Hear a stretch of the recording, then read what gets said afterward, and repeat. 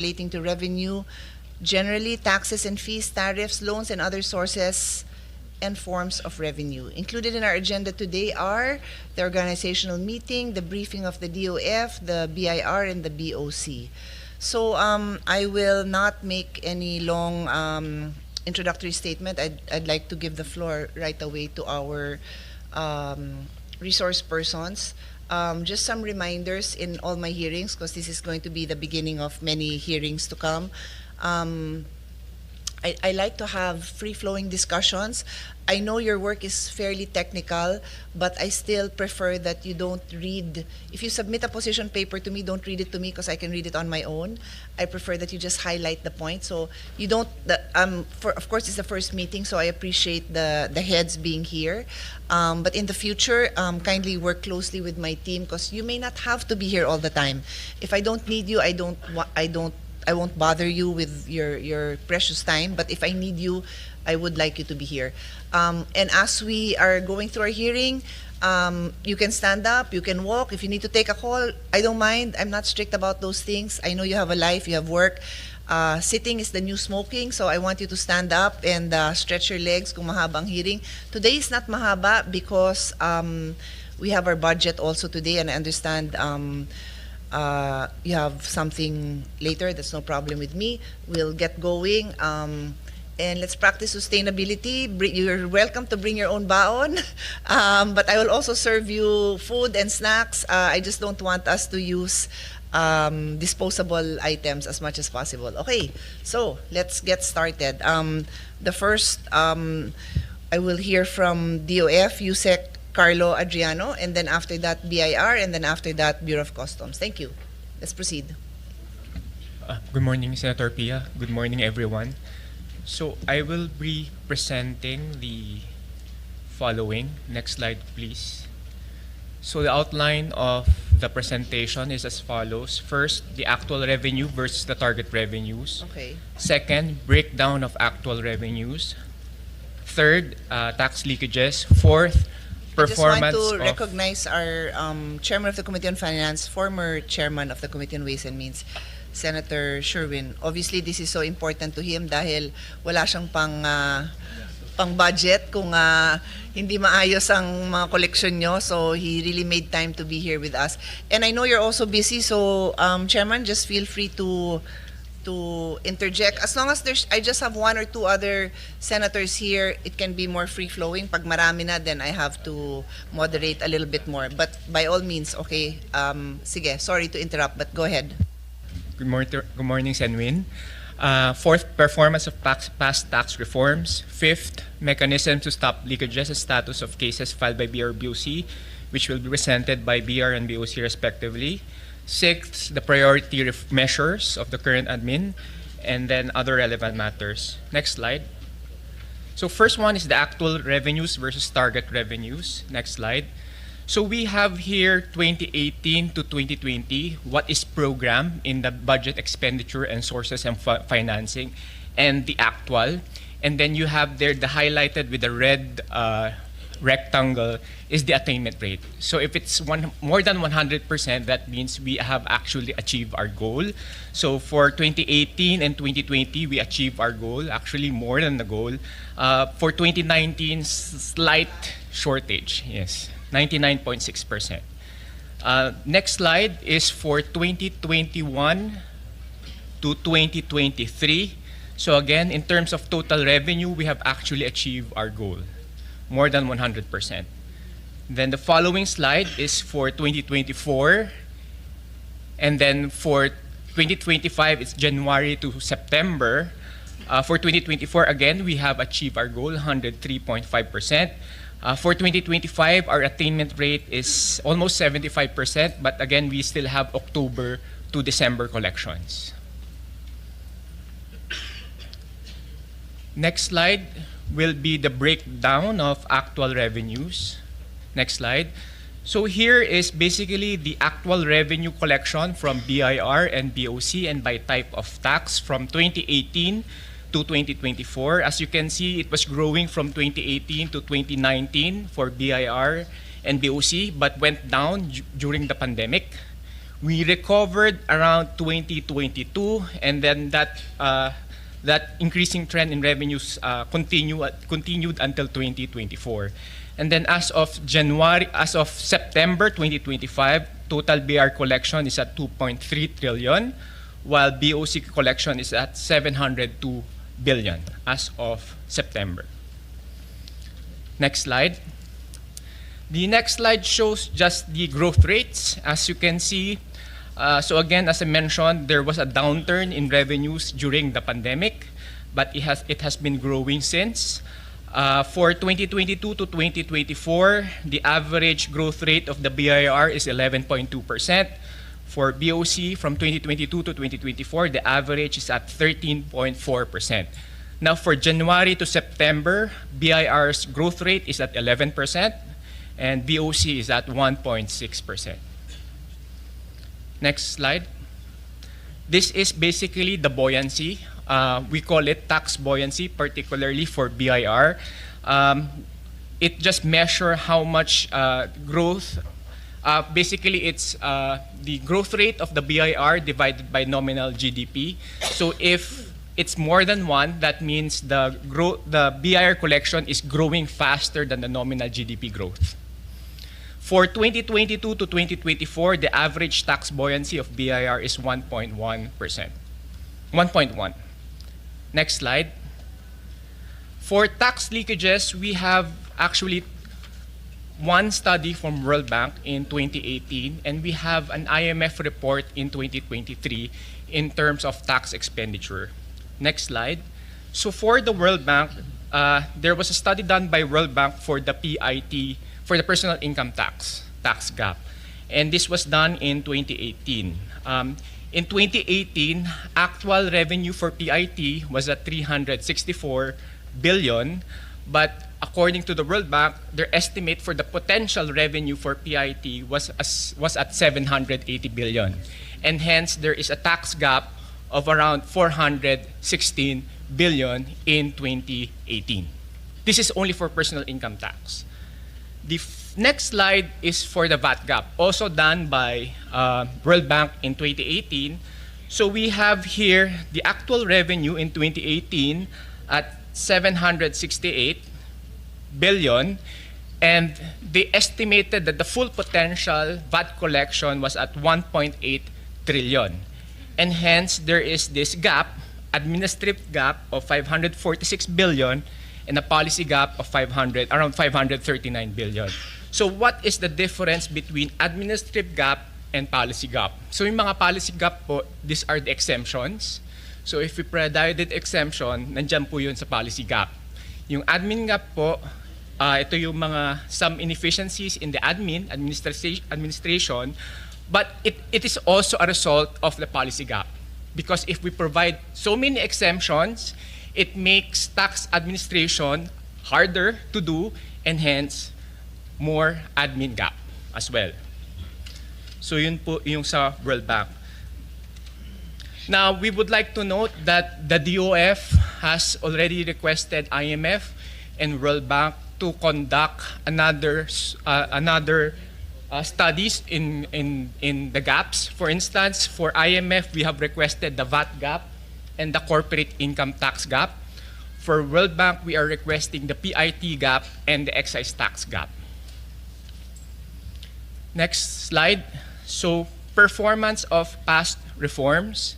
So we have listed here the past reforms. So we have the CTRP, Comprehensive Tax Reform Program during the previous administration, which consists of the CREATE, TRAIN, and some of the ASEAN tax laws. The estate tax amnesty, the POGO taxation, and then for this administration, we have the Ease of Paying Taxes Act, the Real Property Valuation Act, the Real Property Valuation Assessment Reform Act, the CIMEPA or the Capital Market Efficiency Promotion Act, the VAT on non-resident DSPs or digital service providers, CREATE More, and the mining fiscal regime. Next slide. So these are the incremental revenue for the CTRP during the previous administration. This is actual collections. So as you can see, on average, it's around 170 billion from 2018 to 2024. And you have the disaggregation there. As you can see, yung create, it's negative because in create, we reduce the corporate income tax from 30% to 20 and 25, and we provided incentives there, so kaya po siya negative dun sa create. But yung negative po sa create, na-offset naman po siya nung positive revenues from Train 1A, 1B, and P2 Plus. Next slide. This is basically a comparison of the program revenues for the CTRP and the actual revenues. As you can see, from 2018 to 2020, yung actual revenues from CTRP is short from what was projected during that time. As you can see, in 2018, the actual revenue collection was short by 65.4 billion, and in 2020, it's 50.8 billion short. Next slide. But for 2021 and 2022, as you can see here, mas mataas na po yung actual collection than what was actually estimated. Bumawi na po siya. So it's positive, 97.8 in 2021 and 99.4 billion in 2022. And then the next slide are the reforms during this administration. The incremental revenue. So we have there the VAT on non-resident digital service providers, the Create More, the CIMEPA, and the mining fiscal regime. From 2026 to 2030, it's an average of around 33.4 billion annually.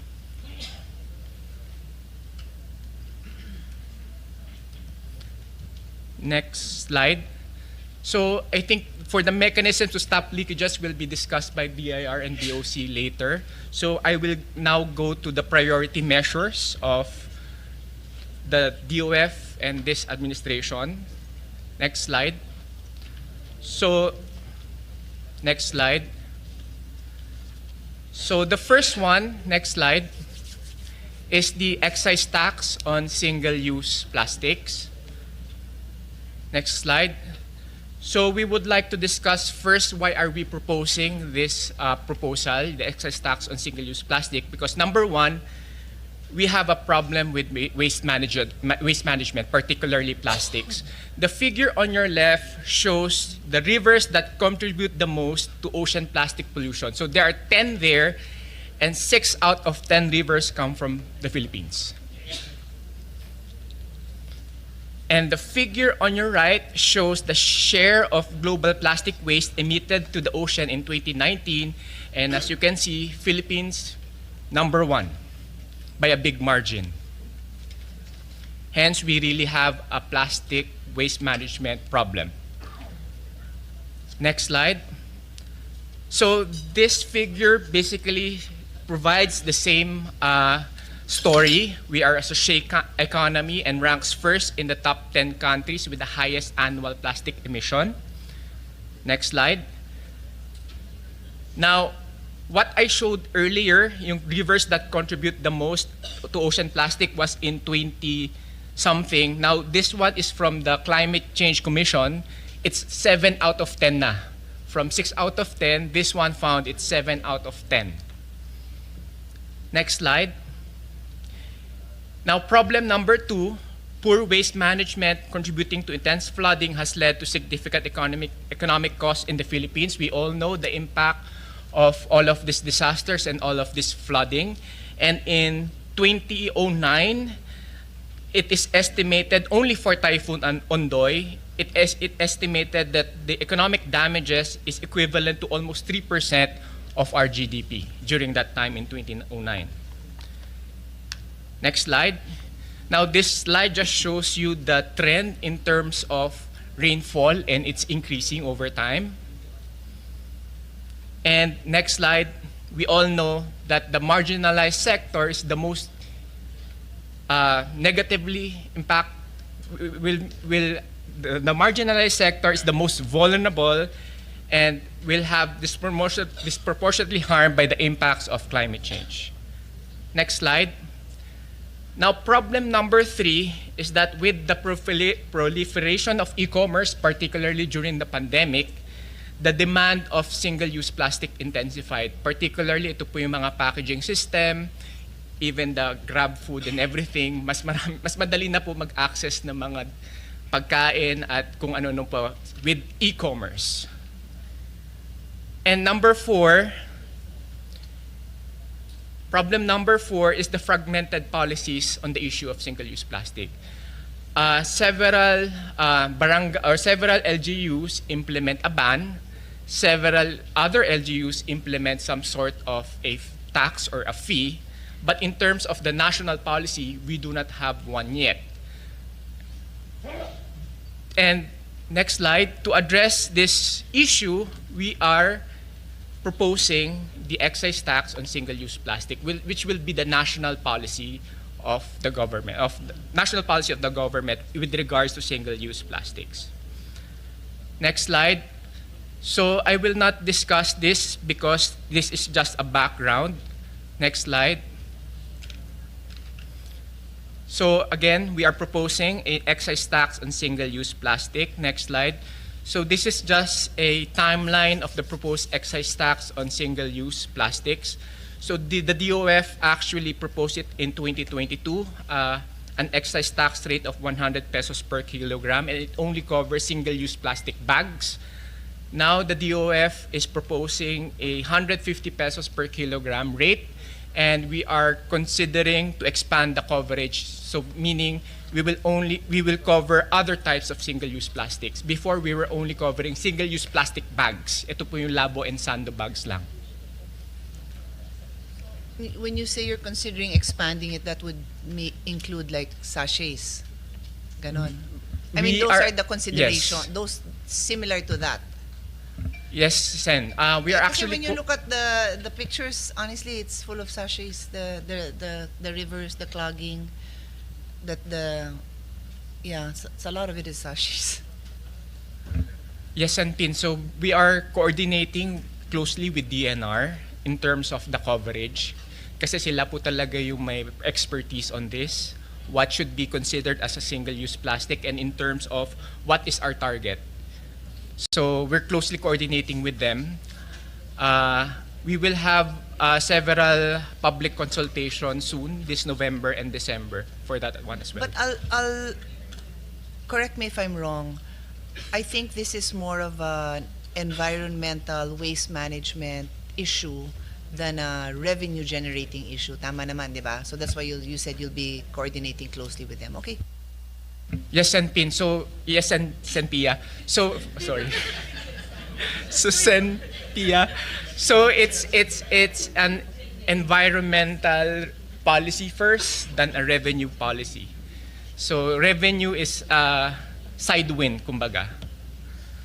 So, ito po yung definition and coverage, but this is subject to change. We're still consulting with the DNR.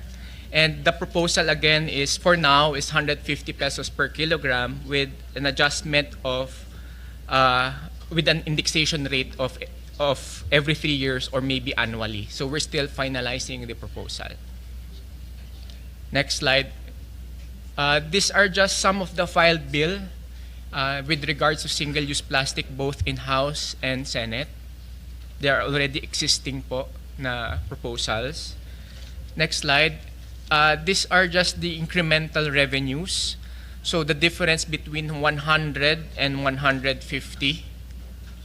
So take note that the incremental revenues here only considered single-use plastic bags.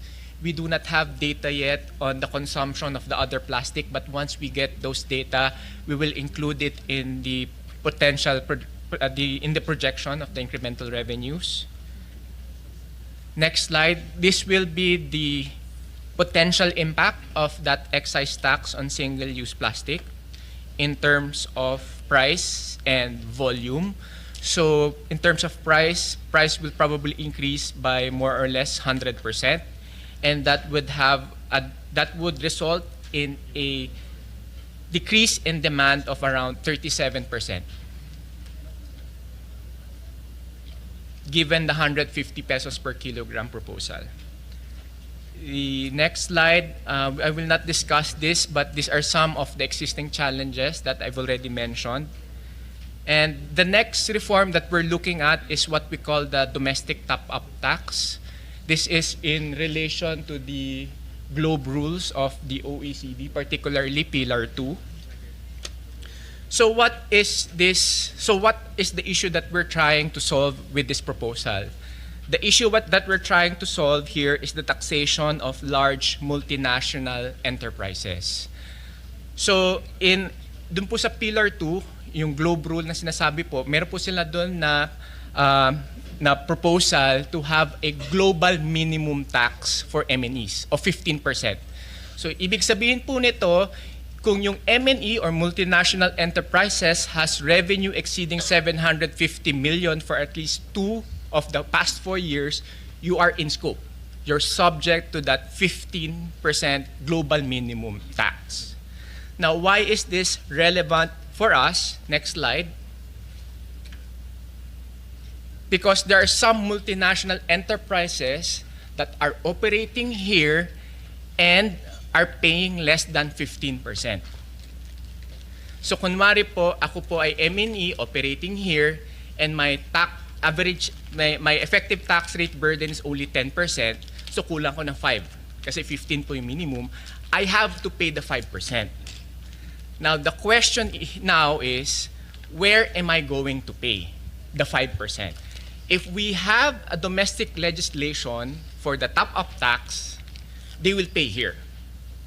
If we do not have the legislation, they will pay that balance in another jurisdiction. So take note po na their tax burden is less than 15% because most probably we're providing them incentives, given that corporate income tax for large taxpayers is 25% na po. So mas mababa lang yung tax burden mo if you are enjoying incentives. So given that they will pay the 15%, they might as well pay here than pay in another jurisdiction. Yun po yung issue that we want to solve in this. Next slide. Now, based on a study made by ADB na nirequest po ng DOF, ang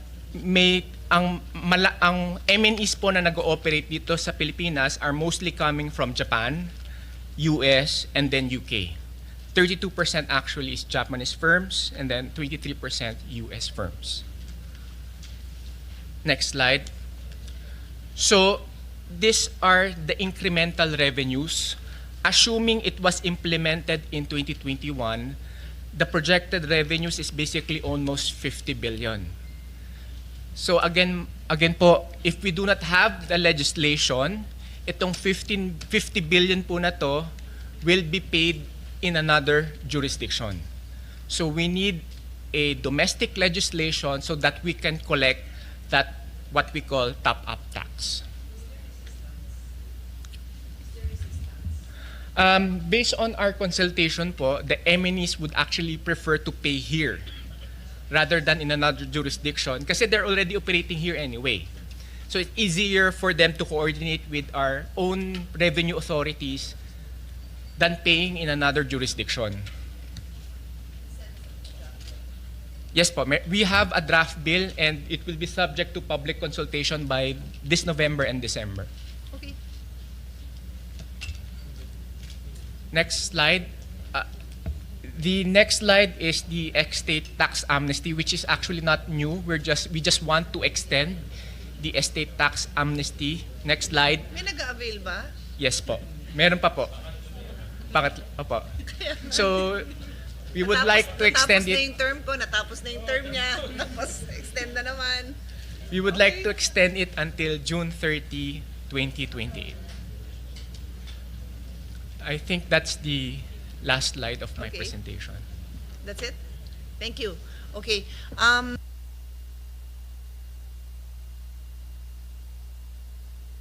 Commissioner Nepomuceno, you have the floor. Yes, ma'am. Thank you, ma'am. If I may, ma'am, for the purpose of presentation, I'll ask Deputy Commissioner Attorney Arnel Alhambra of the Revenue Collection Monitoring Group to handle the presentation. Attorney Thank you, Ariel ma'am. Arnel Alhambra, ma'am. Arnel Alhambra. Yes, ma'am. Okay, you have the floor.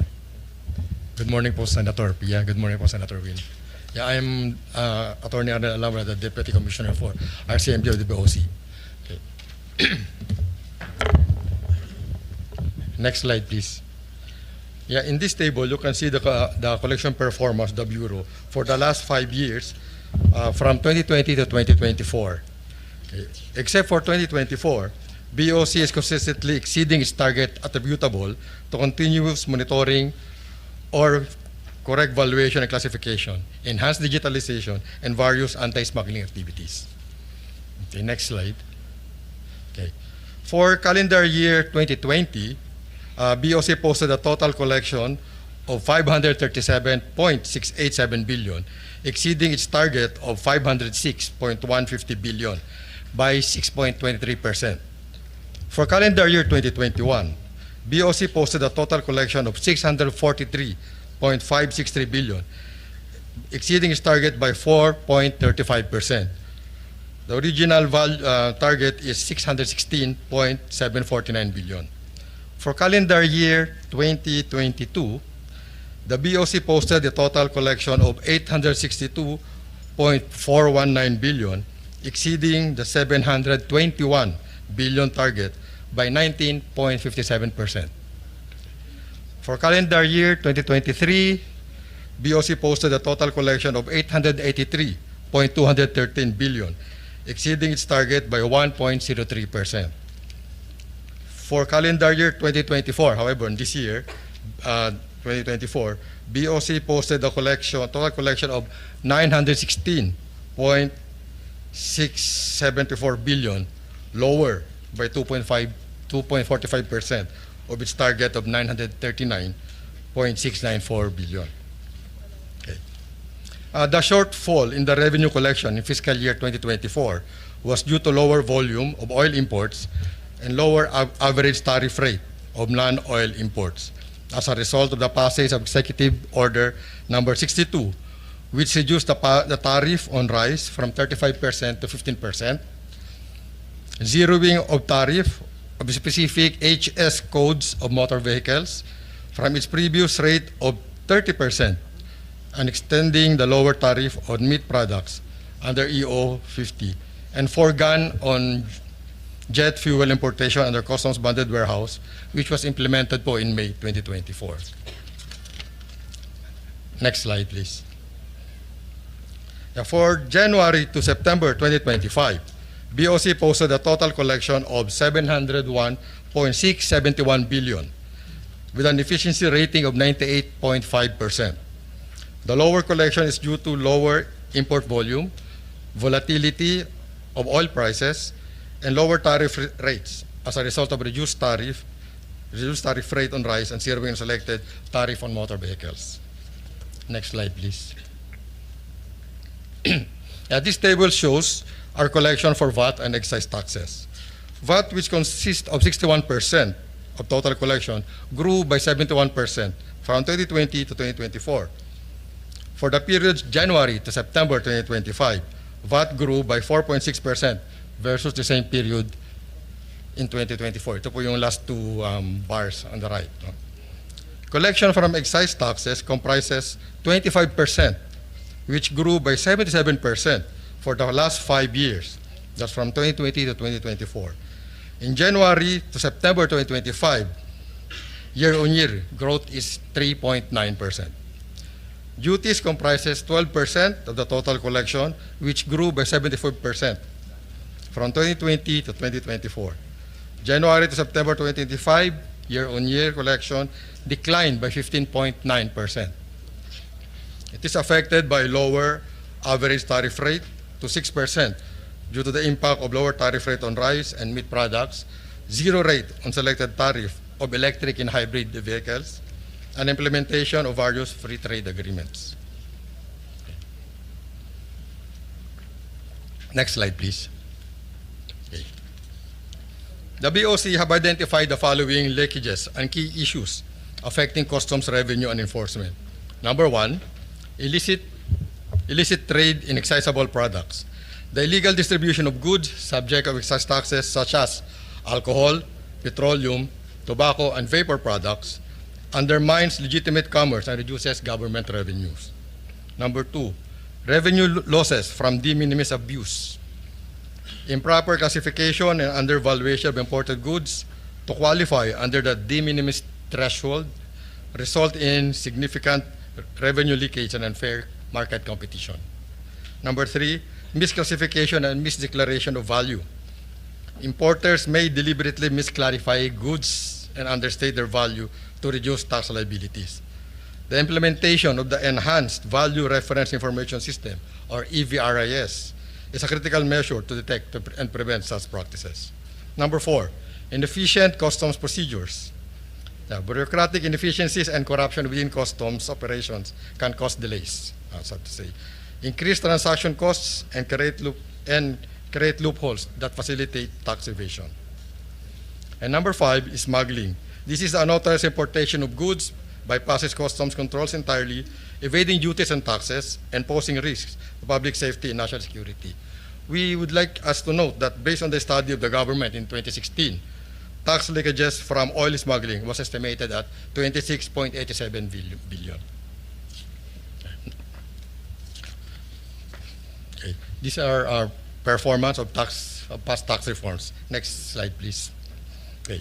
For the revenue impact of BIR revenue regulation numbers 009-2025 and 010-2025 on reduced corporate income tax rates and VAT procedures under the Create More Act, affected ports have reported an estimated revenue loss of 3.2 billion pesos due to the shift in the collection of local taxes from the BOC to the BIR, the Bureau of Internal Revenue, in 2024. Next slide, please. As of September 30, 2025, the BOC successfully conducted 60 seizure operations against smuggled agricultural products with approximate worth of over 473 million pesos. These operations highlight the agency's commitment to protecting local farmers, ensuring fair competition, and securing the nation's food supply in line with RA number 10845, or the Anti-Agricultural Smuggling Act of 2016, and RA 12022, the Anti-Agricultural Economic Sabotage Act, which classified large-scale agricultural smuggling as economic sabotage. Next slide, please. Rice Tarification Law. What are you gonna say more about that? What was the impact of that? The law, the anti-agriculture economic sabotage. May nahuli na ba dyan? May nakasuhan na ba dyan? Yeah, we have the BOC actually has some seizures po, Senator Pia, and I'll go to that later. You will, On the okay. slide for the Okay. cases filed po. Okay. On rice tarification law, the BOC regularly submits a quarterly report to the Department of Budget and Management, copy furnished the Bureau of the Treasury, Department of Finance, Department of Agriculture on the collection under rice tarification law.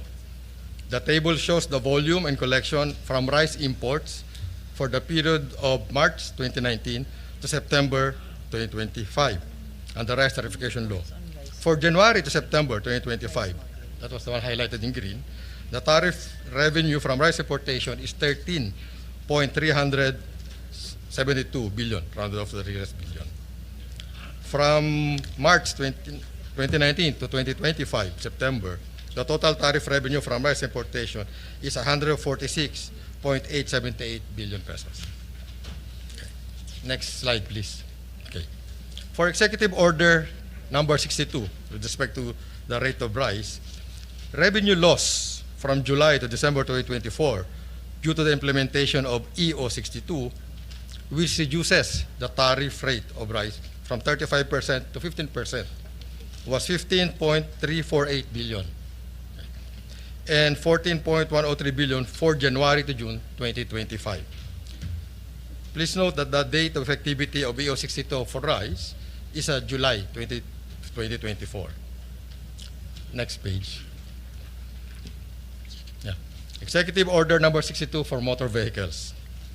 Revenue loss for July to December 2024 due to the implementation of EO 62 reduces the tariff rate of motor vehicles importations. Selected HS codes under tariff heading 8702, 8703, 8704, 8711 to 0%. It was 7.610 billion pesos. And for January to June 2025, the revenue loss is 10.624 billion. Sorry, can you educate me? What kind of motor vehicles were subject to this reduction or removal of tax? Do you know? I'm just curious. Hybrids. Normally, it's the Hybrid. hybrids, Okay, I was gonna say, hybrids okay. and electric Okay, vehicles. so but there's a positive side because it's the hybrid cars naman. Yes po. Okay. But for the revenue side, we're suffering po So, from that. Sige, maybe we can ask, maybe DOF? Did DOF do some calculations on what is the value of the transition to more hybrid cars in terms of cleaner air and all that? Usually have these numbers, diba? Anyway, if not between you and is it DepDev who should show us the numbers, diba? Because there's always going to be this complaint. Like I wouldn't be surprised if later on, if you don't meet your targets, you're going to point to this and to change tayo ng policy. But then there's a lot of positive that comes out of it, right? That's precisely why you have that EO. Sen Pia, we do not have that cost-benefit analysis. But madali naman Yes. na magkaroon tayo, di ba? Yes. Sige, let's do it, ha? Yes. Thank you. Yeah. Permission to proceed, Your Honor. Next page, please. Now, this refers to Executive Order number 93. The estimated revenue loss on rice imports due to the 60-day suspension provided under EO 93 amounted to 4.042 billion based on 2024 actual figures and 3.4 billion pesos based on current market price. This impact covers a period from September to October 2025. Okay. Next page. This is about fuel marking. Based on the data of the BOC, volume of gasoline, diesel, and kerosene products increased by 77%, while duties and taxes collected increased by 179% since the implementation of the fuel marking program in September 2029 to the present time. Compare this to the date in 2018 prior to its implementation. Declared fuel has continued to increase up to the current period. Okay. Following are the slides on the mechanisms implemented with the BOC to stop tax leakages. Next page, please. Okay. On pre-arrival stage, to ensure the success of its seashore operations against illicit trade of smuggled goods, the BOC remains steadfast in implementing a multi-pronged approach, which includes the following. Okay. Accreditation of importers and customs brokers with the Bureau. Number 2, inspection of offices and warehouses of importers and customs brokers who wish to be accredited by the BOC. Those found non-existent were immediately denied or disapproved of their accreditation. Number 3, advanced profiling of incoming shipments through the cargo targeting system and the risk-based screening. 4, advanced monitoring of incoming vessels through the utilization of Indo-Pacific Regional Information Sharing and the Dark Vessel Detection System of Canada under the National Coast Watch Center. And number 5, advanced profiling of importers and exporters to the National Customs Enforcement Network. And lastly, continuous calibration of selectivity parameters or processes to adapt the needs of trade facilitation and border control. Next page, please. Okay. Upon arrival of the shipment, we have the following measures. 1, profiling of shipments through risk management system, whereby large import entry for a particular shipment will undergo selective process. This system initially determines which shipment will be subjected to examination, either intrusive or non-intrusive, or documentary check, or it can be released immediately. Okay. Number 2, Of shipments nga are subjected to this kind. I'm just curious. Like, what do you consider? Which ones do you consider? Ayan, kailangan tingnan natin. Like, is it because it's a safety hazard? Is it because it's a high value? yeah, when the shipments when the containers will go through an X-ray, it can be identified if the contents of the are questionable. So from there, it can be rated red. That's my question. What is questionable? Is it questionable because they don't align with the declaration, or it's questionable because these are high-value items? I'm just curious, what is it that triggers your further scrutiny? Ma'am, if I Yeah, please. may help my colleague. There are several factors that we look into to establish the risks that go with the importations. One, of course, will be the origin of the shipments. If the origin, like traditionally, for example, in China, that will be of a higher risk. And before also, when it comes to drugs, Cambodia, Vietnam, but recently also from the US, things like that. So the origin of the importations will be main factor. And then the historical data on who the importers are will be profiled. And then, although later on I will help with the discussions on using digitalization and how we can use AI in determining instantly the profile and the risks involved in the importations, ma'am. Yes, ma'am. Permission to continue po, ma'am.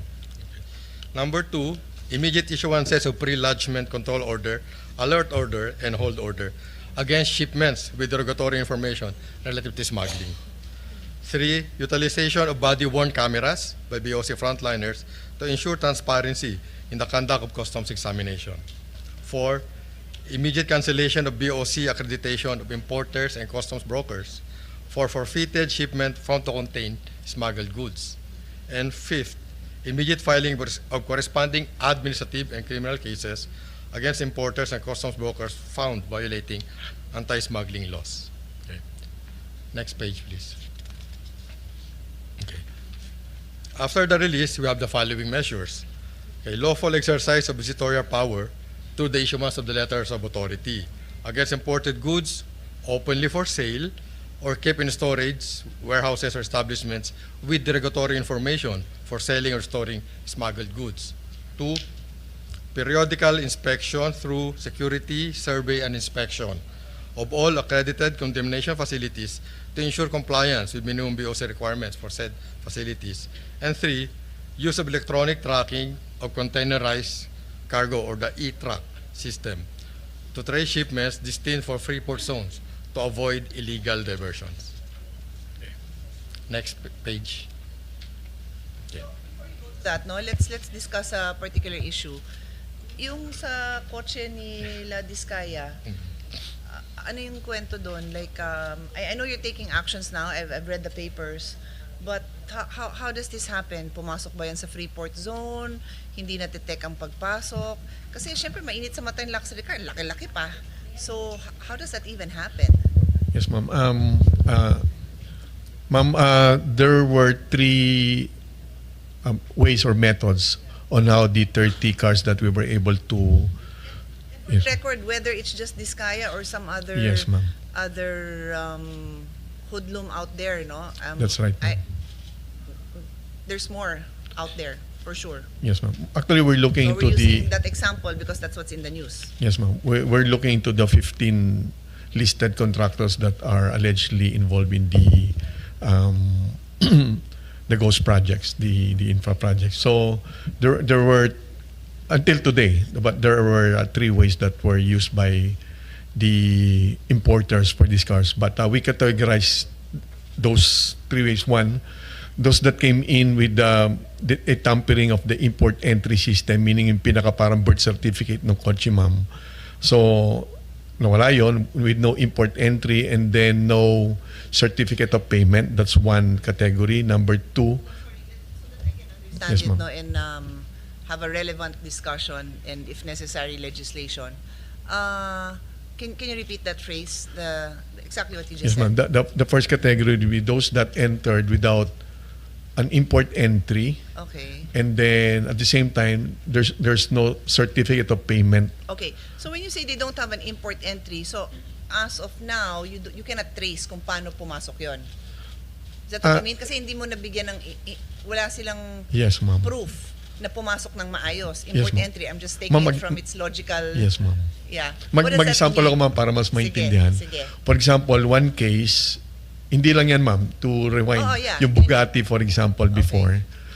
Ang sasakyan, literally, we suspected pumasok, for example, sa Batangas port. Okay. And then the import entry doon naka-lodge yan through, Okay. of course, through the IT system. Although later on, mabubura yan. That's the modus that we found out. Ah, And then, the certificate of payment, supposed to be, if it's Batangas, dapat dun din literally yung form. okay, okay. But the form was purchased from the port of Davao. So may scheme talaga, ma'am. And but anyway, I'll digress a bit. Sinold na namin yan, ma'am. No? But just for the But understanding. why would they want the certificate of payment to be in another place? Kasi ibababaan doon. No, ma'am. Para mahirap matrace kung iimbestigahan yun, Ah, ma'am. ganon? Of course. So, and then yung x-ray din yan, ang makitang image was Raptor for that Bugatti, meaning parang pick up yun. Pero yung laman, iba. So, it's an elaborate method of cheating the government. And then your certificate of payment, Image na galing sa machine ninyo o na pinoproduce nila? well, Ano nagbago yung image? tampered yun, ma'am. Ano? But if talaga na x-ray yan, dapat lalabas yung Maayos. totoo. Yes, ma'am. So tampered yung image para yun ang magiging basis ng valuation. So you'll pay less. Okay, so in this case that you're using as an example, Yes, ma'am. then that means there would be customs employees and officials in the port of Batangas and the port of Davao that Yes, ma'am. connived with the importer. Yes, ma'am. In the case of the Diskaya cars, ma'am, ports of Cebu, Davao, Batangas, MICP, POM. So marami po Ganun yan. karami. 30 cars po yun, ma'am. But But is it just one importer or a couple of importers iba-iba also? po, ma'am. We already have the complete report and we submitted already And the obviously they're report. not their only clients, right? Yes, ma'am. And you can get a warrant to also look at their list of clients. Yes, ma'am. Good. That's what we're doing right now. We submitted the official report already to the ICI, Okay. and then we're already also doing our best to go after the other listed the contractors that are listed Kasi in the these luxury 15th. cars are an interesting case because they're huge, di ba? Yes, Ilan ma'am. kotse ang kasya sa isang 40-footer? Ilan lang? Isa Apat? or dalawa lang, ma'am, Dalawa lang. usually. Diba? Pero yung pag maliliit, As nagiging opposed tatlo to, pa yan. I don't know, maybe jewelry, ang dami nun, di ba? Baka hindi mo mapuno yung isang container van sa jewelry or I don't know, some other, I don't know what luxury things people buy. Yes, ma'am. But just but wow. to note, ma'am, we already immediately implemented measures to end this, and we've already also have a formal agreement with the new LTO chief that kasi it takes two to tango for these Yeah, two that's agencies. why we invited the OTR, but I don't know if Mr. Arca, but later on, ano, for Yes, just a more organized discussion. And then in this case, ma'am, meron sanang Si LTO para pag-register nila. yes, ma'am, kasi Oo. kung perfected Pero parang napansin ko, nakaparada lang dun sa malalaking garahe nila eh. Happy na yata silang nakadisplay lang dun eh. turn over naman po sa amin, ma'am. No, So I mean in general, ano ba ginagawa ng mga collector? Nakadisplay lang, so baka hindi nila kailangan ng plaka. Hindi ko alam. Ilalabas ba nila yung mga kotse nila? yung sa LTO side, ma'am, I'm not sure, but sa BOC side, ma'am, we're already pursuing the immediate Maybe Senator Sherwin knows. I don't know anything about cars, so do they just like to look at it, you know? ay ano. No, I'm just commenting on, I'm happy Yes, that ma'am. nagko-coordinate ka sa LTO. Pero malay ko ba kung hindi na gumagamit ng plaka yun, tapos yung iba, yung ano nila, yung property nila, baka doon na lang nila, ang laki ng property nila, doon na lang nila pinapaikot. Mga ganun po. Eh sabi nung pong- isa, binili daw niya yung kotse niya dahil daw sa payong. Nandun pa yung Hindi payong na, naman, Hindi na ma'am. kailangan ng plaka, kung payong lang pala yung habol doon. Nandun pa ho yung payong, ma'am, when we apprehended. Sa Rolls Royce po yun. So, ma'am, yun nga po. Supposed to be meron sanang tulong ang BIR doon na maganda yung one of the checks and balances that was in place pero na-override din yan. Meron sanang authority to release imported goods which is required for these vehicles that before ito ma-process talaga a trig, yung the authority to release imported goods, dapat makuha sa BIR. But from the BOC side, nung hindi pa nakuha at trig, dapat yung mechanism na sana yun. Ano? So from the BOC side, inallow yung continuation ng procedure ng processing even without that rig. So dapat sana yung at rig kasi mahigpit ang BIR. Lumalabas kasi sa BIR yung tamang value na dapat bayaran sa excise tax. So yun yung magiging computation. So kung mataas yun, hindi yun magiging consistent with the one doing the the magic in the tampering of the computation. So in-override yun. So immediately what we did, you can no longer process the importation, hindi lang ng mga sasakyan, ma'am, ano? But if an atrig is required, if there's no atrig, we already issued the memo that the process of valuation and then of course the payment should not be done by BOC. So pinagbawalan namin immediately yun, ma'am. So, to recognize the value supposed to be of the BIR's atrig being a requirement of the process. So pinatigil na namin yun, ma'am. And then the second method, maraming details po talaga yun, ma'am, but offhand, isa yun. Then meron namang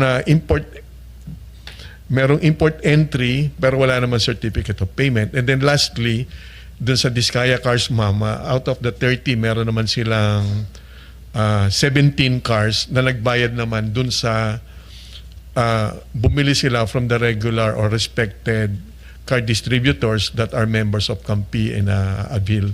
But according to ICI, we also could not release these cars to them because BIR will look into the other aspect po, baka kasi galing, of course, ito. Presumably, the assumption is if this is from, of course, ill-gotten well, hindi mo pwedeng basta i-release. So hindi namin i-release yung 17 cars, although those were bought from regular dealers. And then from the BOC side, we will look into that. We will do a post-clearance audit operations or process dun sa mga nag-import naman po nun, ma'am. Yeah. Kasi syempre it's in the news, so I wanted to understand. But one last point about that. When these high rollers,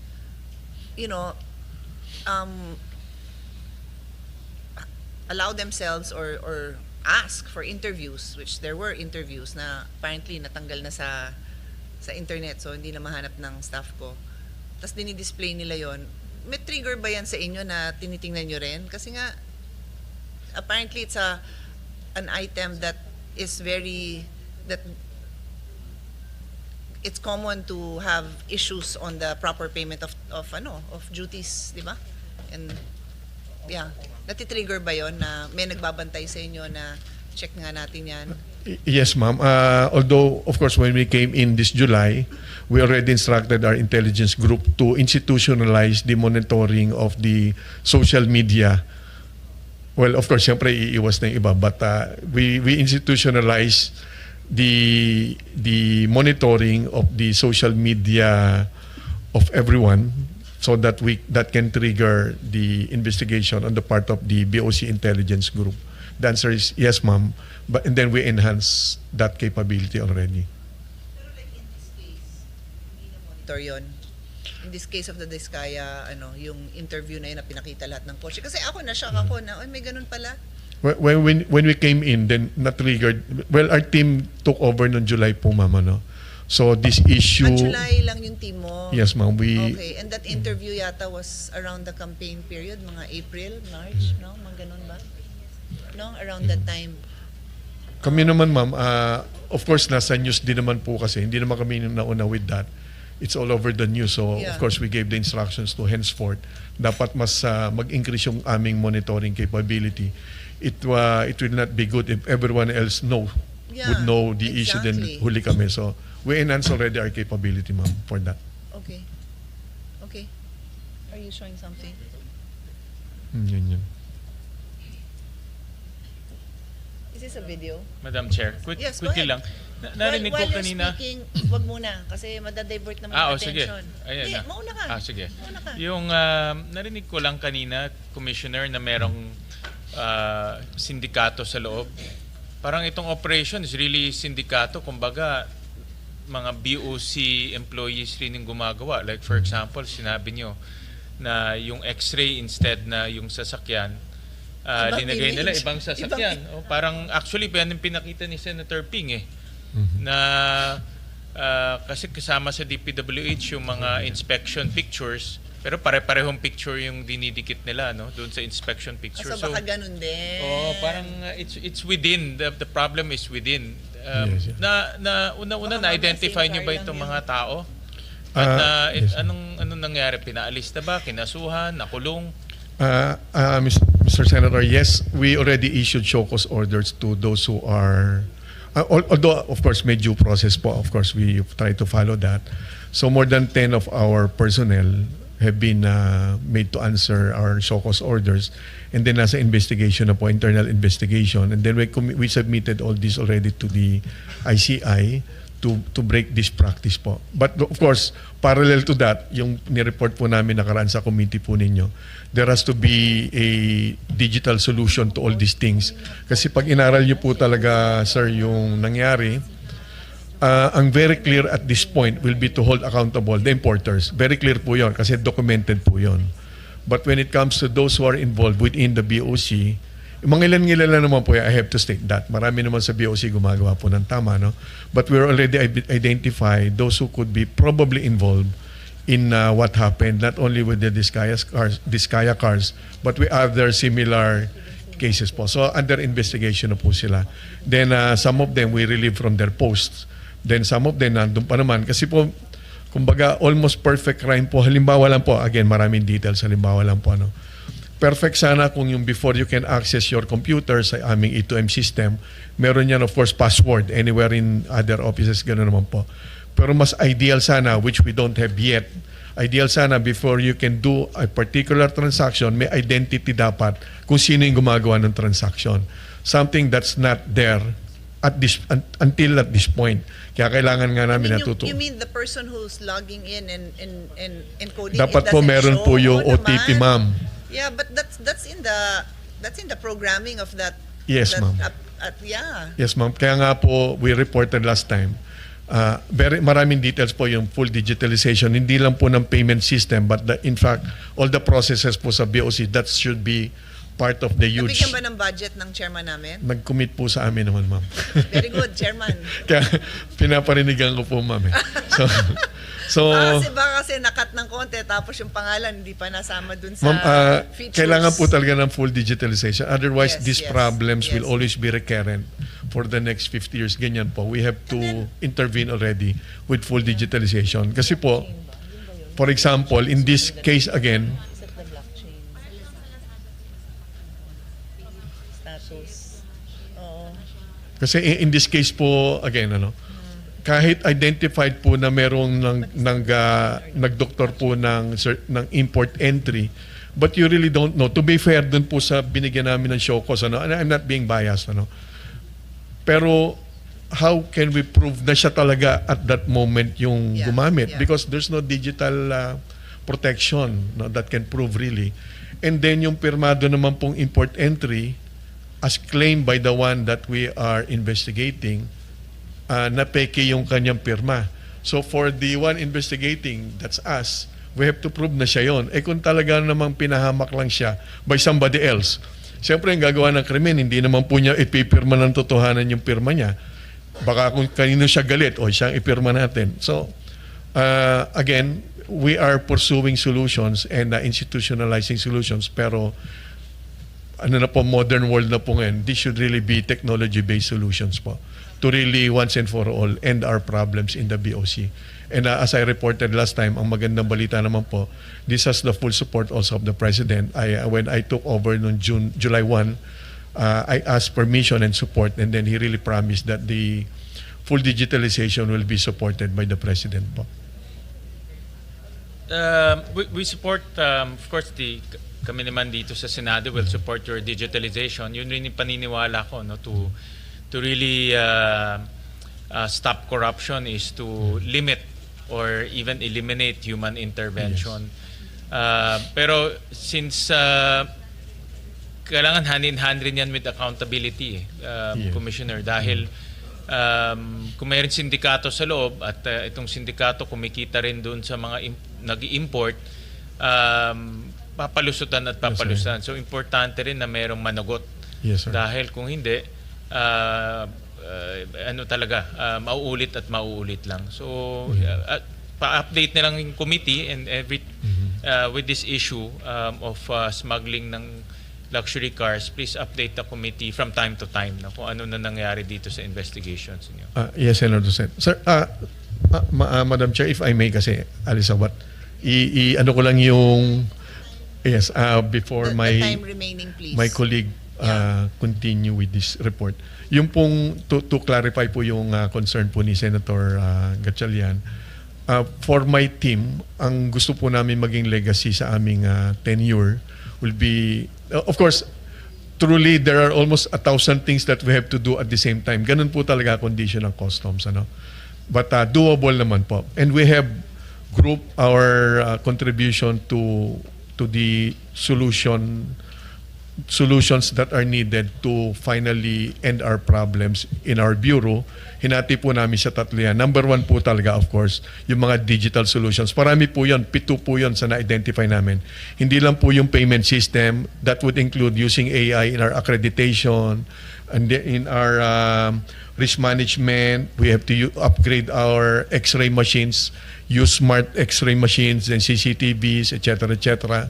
For example, in what happened with that, dapat yung aming X-rays or scanning machines, kung ano yung nakikita sa field, simultaneously nakikita dapat yan sa central operation center namin and recorded. So kahit gustuin sa field na baguhin yun, hindi mo na mababago dahil naka-record yan sa central office at nakikita. So things like that, marami po yung details. So number one group of solutions that we have to do are digital solutions, technology-based solutions. Number two, yun nga po, we have to pursue accountability. Aside from transparency, accountability, panagutin po yung mga nagkakamali at nagkamali. Otherwise, paulit-ulit lang po yan. But i-qualify ko lang po yun. No? Doon sa dapat managot, aside from our own personnel, doon sa mga smugglers side, hindi lang dapat kami tumigil doon sa mga tauhan ng smugglers. Because if you'll see the cases around for 2025 alone, parang 150 to 153 cases na yan. But if we will only investigate and prosecute eventually the helpers, drivers, wala pong mangyayari doon.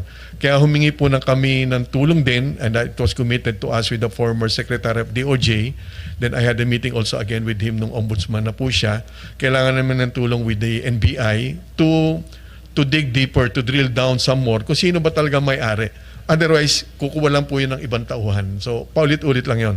So, yes, dun po sa cases, that's what we intend to do, to hold accountable way beyond dun sa mga tauhan lang. And then lastly, Singit ko lang, yes, para ma'am. lang kung may idadagdag ka dun sa explanation mo, does what you're saying apply to rice smuggling? Because we only have Yes, ma'am. time for a few examples. So we go from big luxury cars Yes, ma'am. to a daily consumable product that affects every Filipino, especially the farmers. So kasama yan. Yes, ma'am. Yung sinabi mo na hanapin yung totoong mga perpetrators and not just Yes, ma'am. their helpers. And then yung pangatlo nga po, ma'am, yes, the answer is yes, Madam Chair. Sa pangatlo kasi, ma'am, will be administrative and operational improvements. Of course, administrative, kasi yung organization namin, yung table of organization, you have to re-engineer that towards a more efficient and effective organization. But aside from yung personnel and reorganization, kailangan din namin din ng operational capabilities. Again, this would require funding. I assure you, pag nandyan ho kami, the procurement process will be transparent and competitive. Halimbawa po, pagdating sa agricultural smuggling of meat products, malaki po presumably ang nawawala dyan. Ano? We can submit the reports of the assumptions being adopted on how to compute ilan yung nawawala, especially sa agri-products. Kailangan namin halimbawa ng capability to inspect yung meat products. Pag tinignan nyo kasi yan, sir, frozen yan eh.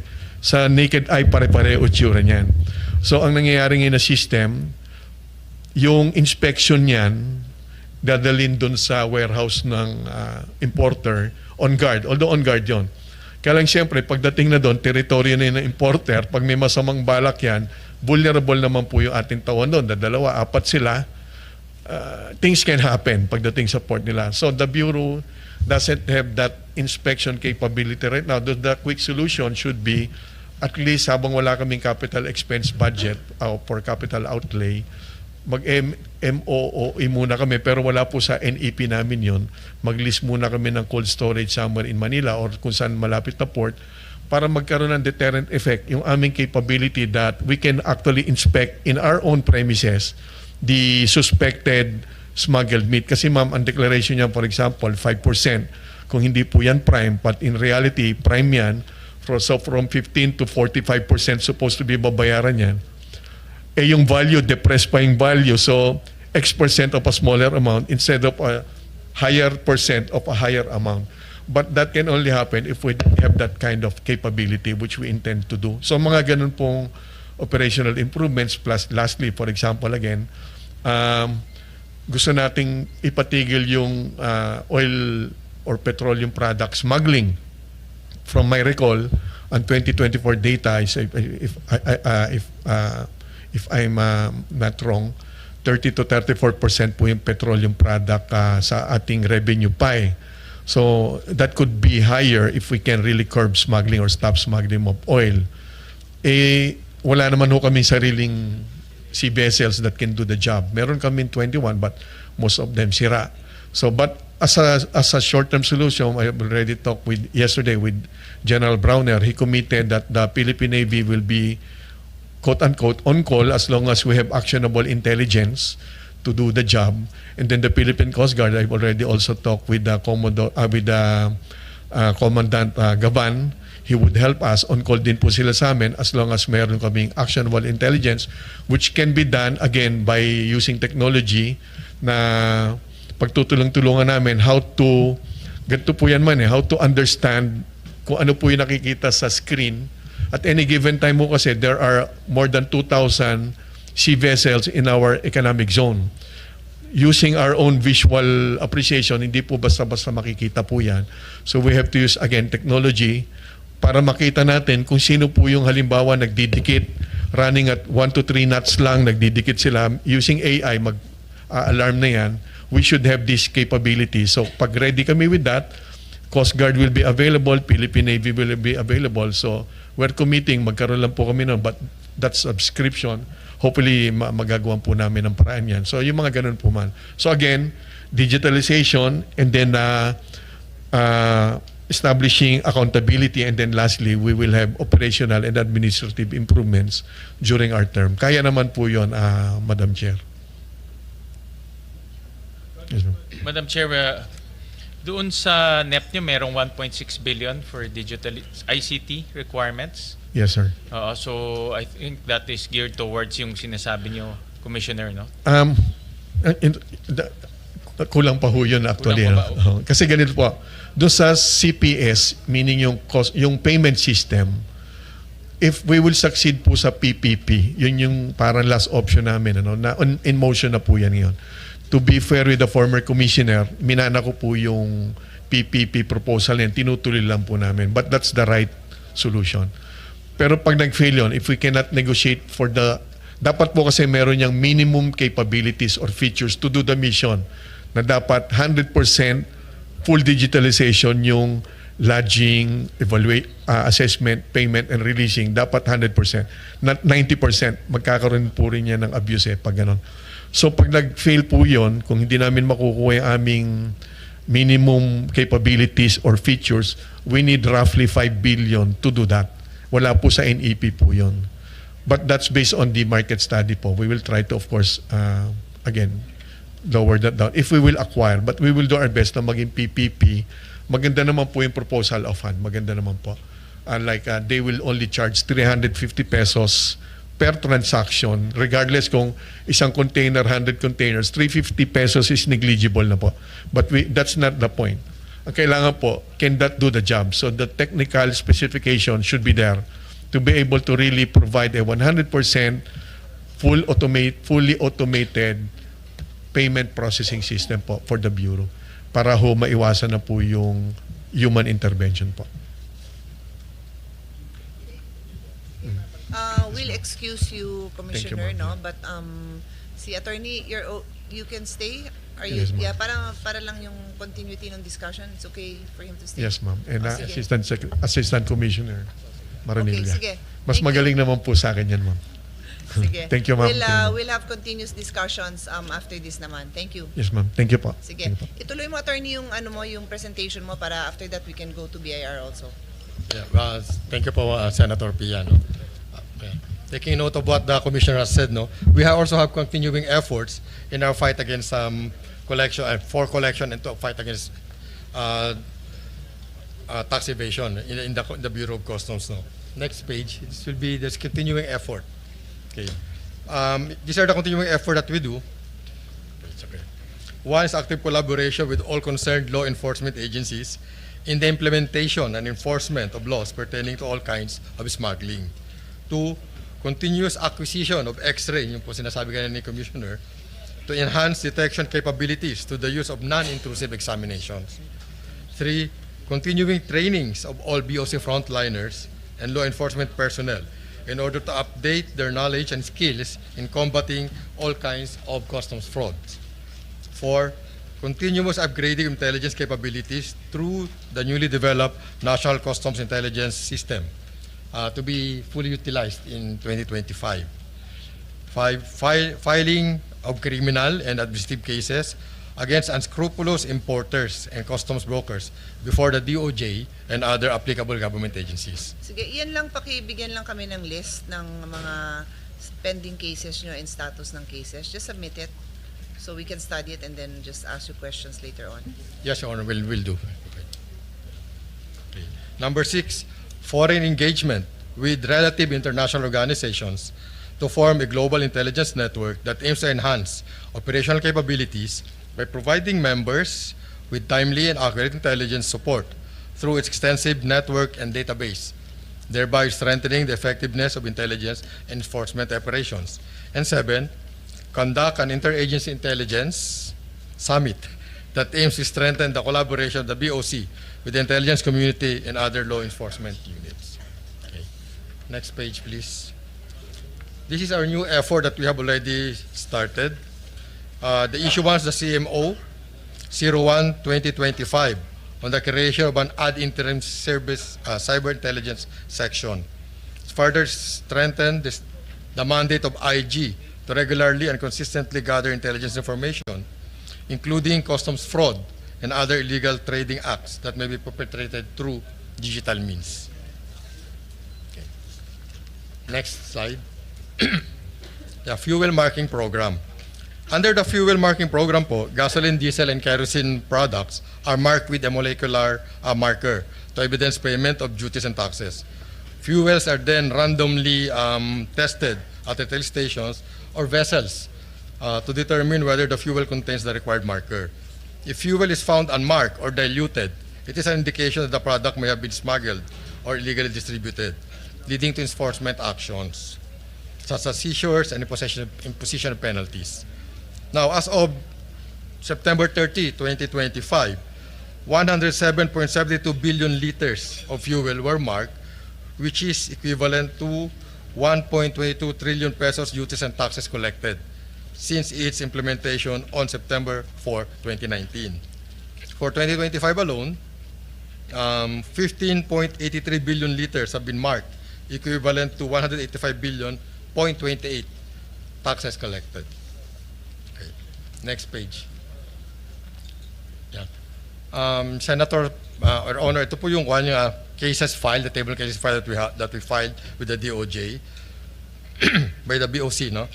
For the period of January to September 30, 2025, the BOC has filed 58 criminal cases with the DOJ against a total of 157 individuals or importers, covering valued goods at 2.23 billion, with taxes and duties amounting to 2.58 billion. Okay. These cases include apprehended illegal drugs with an estimated street value of 340 million, plus unmarked fuel valued at 9,796,491, and agricultural products such as frozen mackerel, frozen round cod, onion, and cigarettes valued at 2,191,393,584.51. The duties and taxes here is higher than dutiable value because the computed duties and taxes includes excise tax. On the seized 14,000. Siguro, no need naman to go through each one, no? We'll study it on our own. Often, I'm just gonna ask you a few quick questions now, just looking at it. So obviously, sa agricultural smuggling, you have 32 cases involving 121, so that's a lot. Maybe you can just break it down for me later, kasi in the interest of time, let's not go deep dive into each one. Yes. are there a few, like a handful of really big ones and then spread out dun sa ibang 100 plus yung iba? And then, dun sa illegal drugs, I'm interested in more details in that only because I used to chair the Committee on Health and alam kong itong mga fake drugs medyo rampant din yan. And in as much as we want to increase the availability of reasonably priced medicines from abroad, kasi kailangan maingat din tayo. Sorry, do you mean illegal drugs as in fake pharmaceutical products or as in cocaine and the like? Illegal drugs like cocaine, marijuana. So medicine pala. Yes, Medicine yung isa. And then you only have one case. Okay. And then yung motor vehicle, ano yung one na yan? Yan ba yung kay Diskaya? Yeah. Hindi, iba pa Hindi yan. pa, iba pa ho, ma'am. So baka hindi This is yan just 1 updated. million. Kasi sabi dito, file na kayo ng case o hindi pa to nagre-reflect niyan? Yung sa Diskaya cases po kasi is still under investigation pa po. So wala pa dyan? Wala pa po rito. We haven't So filed. siguro sa next na report nyo, more than one na yan. Kasi I think we know that there's more out there. Yes po, ma'am. Okay. So yun lang. So let's not spend too much time on that. We can do follow-up questions. Any questions on this one, Chair? Sige, let's move on. Okay, thank you po. Okay, next page. These are the priority measures on tax reform that we have in the BOC. One is the CARMS, or the Computer-Aided Risk Management System. While primary an administrative tool, it plays a vital supporting role in the implementation of tax reform. By using data analytics to identify high-risk taxpayers and improve audit targeting. The purpose of PICAG, of the PCA, is to ensure compliance, detection of fraud and revenue leakages by strengthening post-clearance audit process. So CARMS is a critical tool for achieving this goal. Okay, number two, the issuance of regulations on cross-border e-commerce and implementation of cross-border e-commerce system. So guidelines for de minimis importation and e-commerce shipments were implemented through the issuance of CMO 4-2020. Okay. As part of the agency's broader modernization and digitalization efforts to make customs processes more efficient and transparent. Number three, utilization of other digital payment platforms. Tax reforms include improving payment system for a more efficient collection of revenues. In its aim to streamline and expedite clearance and sort and secure payment of lawful duties, taxes, and other charges, BOC continues to expand digital payment platforms. BOC ePay helps to issue orders of payment and access payment platform. This platform, which includes an ePay system and partnerships with banks and payment providers, allows stockholders to pay duties, taxes, and other fees online anytime 24/7. I think that would be all for the BOC. So for now, let's leave BOC and let's proceed to BIR. Commissioner Lumagi, you have the floor. Yes. Good morning. Good morning, Madam Chair. Good morning, Senator Win. For BIR, yung slides.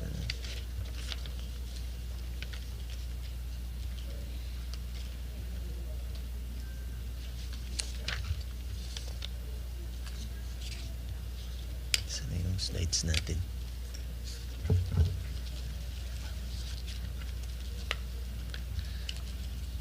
Wala pa yun. Yan. Okay.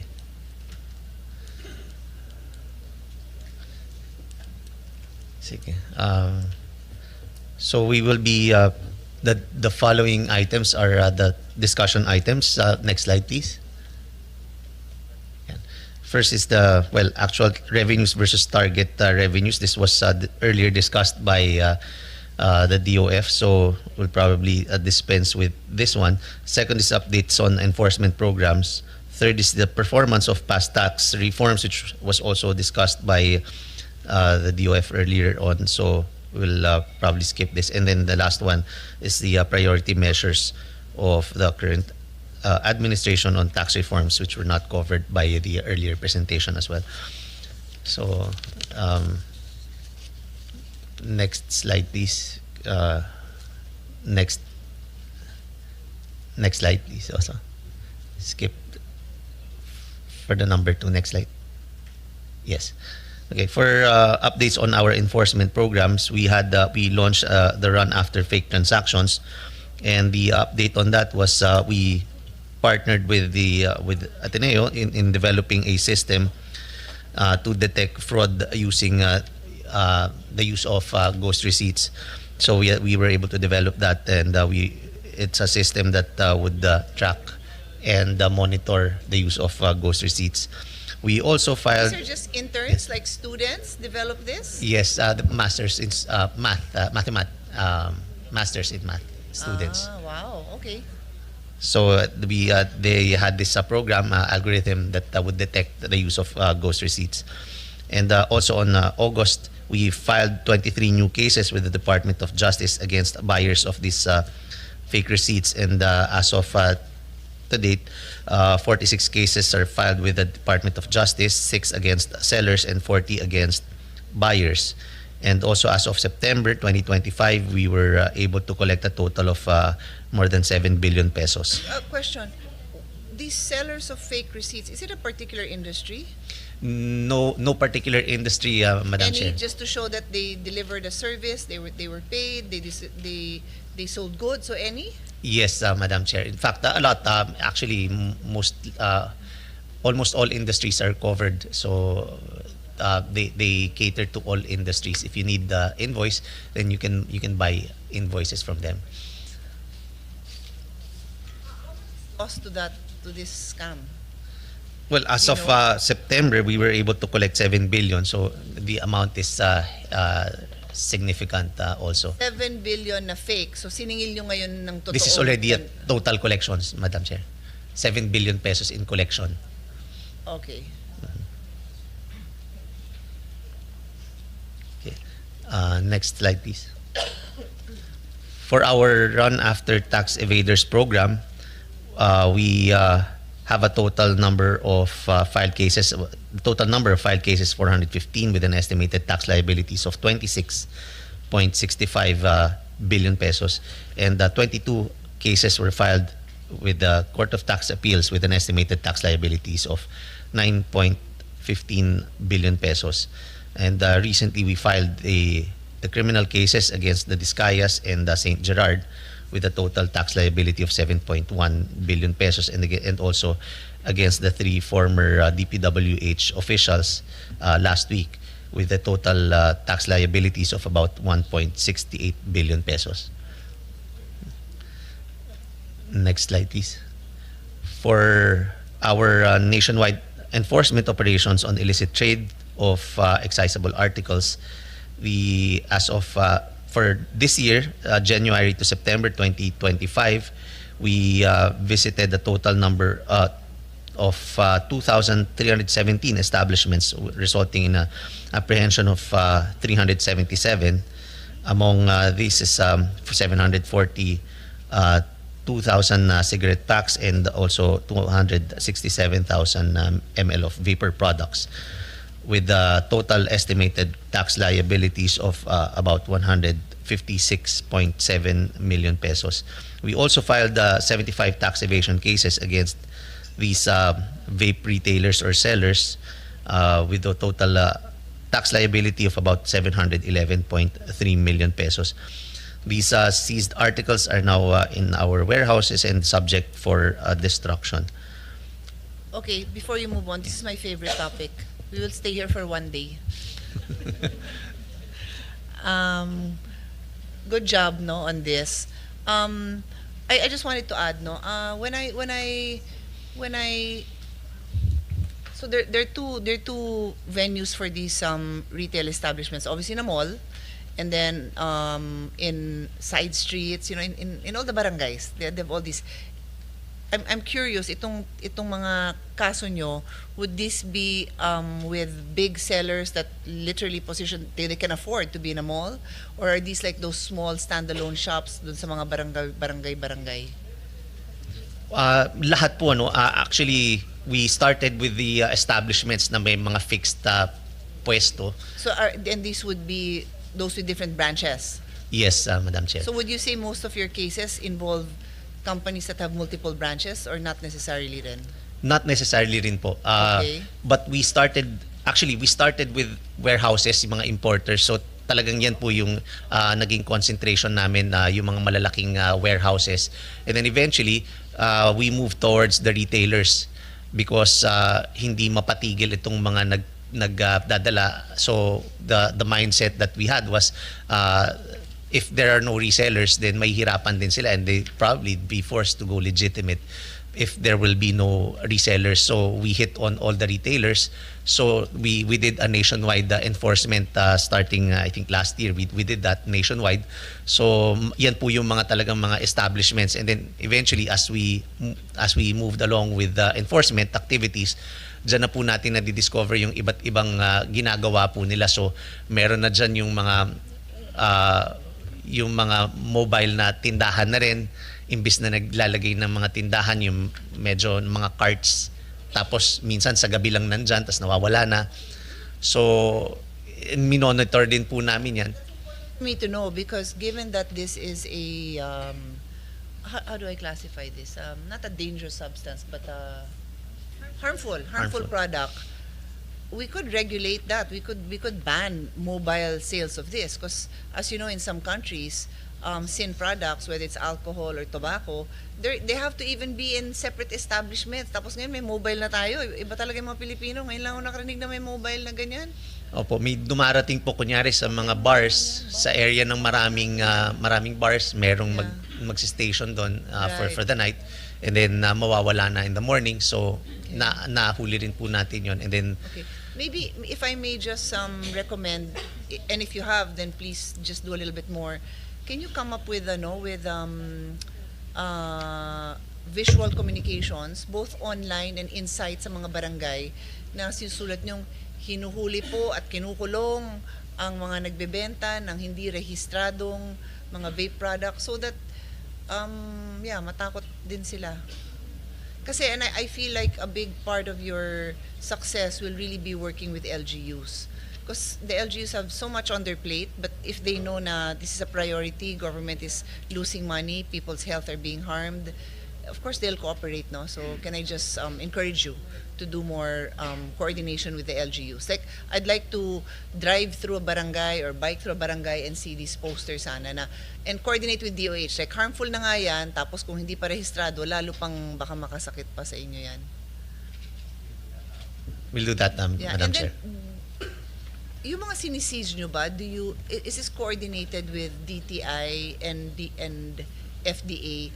Only because in a separate hearing, which, as I've said, this is my obsession, so I follow this closely. We are not testing the products, no? DTI only tests the gadget, what do you call it? The device. But the formula, that's not your job na, that's them. But I mean, since you're already doing what you're doing, if you can coordinate and give it to FDA, kasi sadly the law was not passed in a manner that I felt it should be. It was not written, it was not passed in the manner it should be. So the jurisdiction is not with FDA, but they can on their own test it if we tell them, test na rin, so that we know what's out there. Because what was it in the US? They banned 55,000 flavors because it was harmful. 55,000 flavors. And here we haven't even tested any. The last update I had is pinapadala sa China. Of all countries pa, sa China pa pinadala. So anyway, that's beyond you, but I'm just asking you to, let's have interagency cooperation. Okay? Yes, so I'm Madam good. Chair. I'm good. I'll stay calm and we can move on. Okay. Next is our Oplan Candado. We're able, as of September 2025, we were able to collect 343 million and temporarily closed 22 establishments nationwide. Next slide, please. Habang nag-iikot na rin kayo, sumbong nyo na rin, kahit, di ba, let's use technology, text nyo lang sa FDA. Kasi I would see signs of these vape establishments, and I actually sent it to the mayor. It said like something like, healthy vape. Healthy vape. I'm like, there's no such thing. But that's the name of the shop. So, nandun na rin naman yung mga inspectors mo, mga pagka ganon, padala mo rin sa akin. Ako mismo magpapasara. We'll do that, Madam Chair.